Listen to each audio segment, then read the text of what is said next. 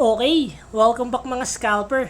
Another technical analysis for BTC. And wag na nga nating patagalin pa. Daily time frame is nag-close ng green candle forming inverted pin bar and average yung volume.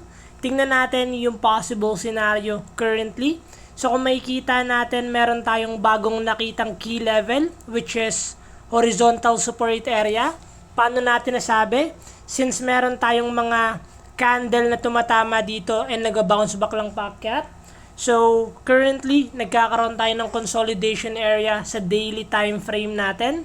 So, possible scenario natin is susubok ulit magbasag si BTC dito sa 72K natin as long na magkakaroon tayo ng candle na magre-respect above this support area since good news na meron tayong candle or demand area here.